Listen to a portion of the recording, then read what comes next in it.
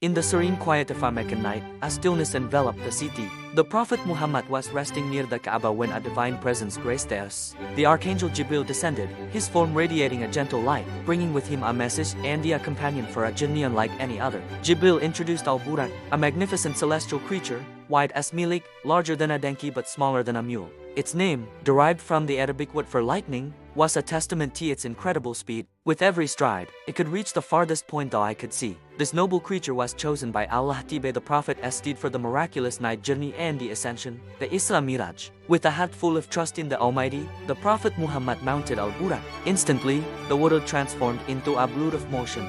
The journey from the sacred mosque, Masjid al-Haram in Mecca, to the farthest mosque, Masjid al-Aqsa in Jerusalem, began. Imagine traveling hundreds of miles in the blink of an eye. They soared over vast, silent deserts that shimmered under the moonlight and glided past majestic mountain ranges that stood like ancient sentinels. The earthly realm unfolded beneath them in a breathtaking panorama, a journey that would normally take weeks completed in a mere moment. It was a clear demonstration of divine power, defying all known laws of time and space. Upon their arrival at the sacred grounds of Masjid al-Aqsa, a truly historic moment unfolded. The Prophet dismounted al-burak and tethered it adding on the gate, a spot revered to this day. Inside the mosque, an assembly of all the prophets who had come before him awaited. From Adam to Abraham, Moses to Jesus, they were all gathered. In this blessed congregation, the Prophet Muhammad was honored to lead them all in prayer. This act symbolized the continuity and the unity of the divine message brought by all prophets throughout history, culminating in the final message of Islam. It was a powerful affirmation of his role as the seal of the prophets.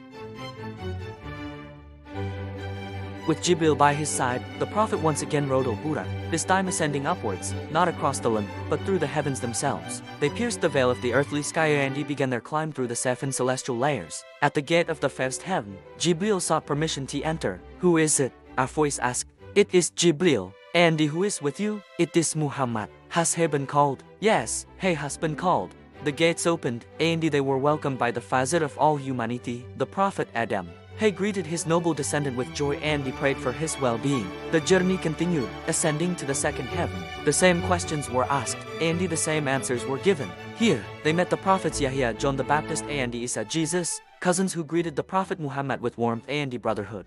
In the third heaven, they were greeted by the Prophet Yusuf Joseph, a man bestowed with half of all the beauty in the world. He welcomed the final prophet with great honor.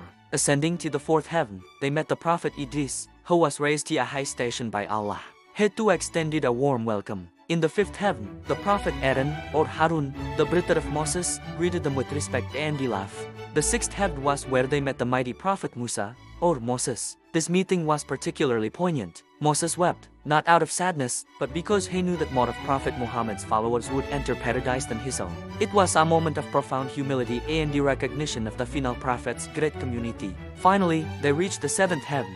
The gates opened to reveal the Prophet Ibrahim, or Abraham, the great patriarch, resting against al-Bayt al-Ma'mur, the frequented house, which is the celestial equivalent of the Kaaba on earth, visited daily by 70,000 angels. Ibrahim, the Fazil of monotheism, greeted his descendant, the culmination of his lineage of prophets, with immense pride and affection. Beyond the seventh heaven, al-Burak's journey reached its limit. The Prophet continued his ascent with Jibril until they reached Sidratul Muntaha, the lower tree of the utmost boundary. This majestic tree marks the end of celestial knowledge. Nothing beyond it can be passed. Its beauty was indescribable, its colors constantly changing, its form veiled in divine mystery. It was here that Jibril, the mighty archangel, also had to stop. He could go no more further. If he advanced one more step, he sighed, "The divine light will consume me." From this point on, the Prophet Muhammad proceeded alone, drawn into the direct presence of Allah, the Almighty. This was the pinnacle of the entire journey, a moment of intimate communion between the Creator and his most beloved creation.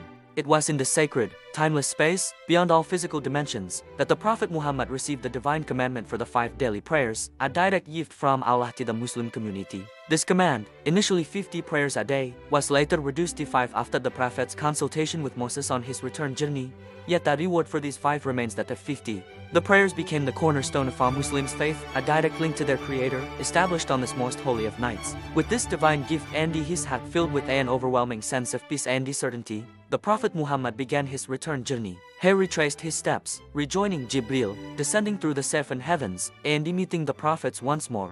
He then mounted the faithful al-Burak, which had been waiting patiently. In an utter flash of an instant, they traveled from Jerusalem back to Mecca. The entire monumental journey, spanning the cosmos and returning, was completed in a fraction of a single night. The Prophet returned to his bed before the first light of dawn, the air still cool, as if he had never left. The story of Isra Miraj, the night journey and the ascension, is a profound testament to the greatness of Allah and the honored status of His final prophet. It's a journey that transcends human understanding, a miracle that strengthens faith and fills the heart with wonder. Al-Burak, the lightning-fast steed, played its vital, God-given role, serving as the chosen vehicle for this unparalleled voyage through the heavens. This event reminds us that with faith in Allah, the impossible becomes possible, and His mercy and power know no more bounds. Thank you so much for joining us on this incredible story. If you were moved by the miracle of Isra Miraj, please like this video, share it with your friends and family, and subscribe to our channel for more inspiring content. Let us know in the comments what part of the story amazed you the most. Until next time, peace be with you.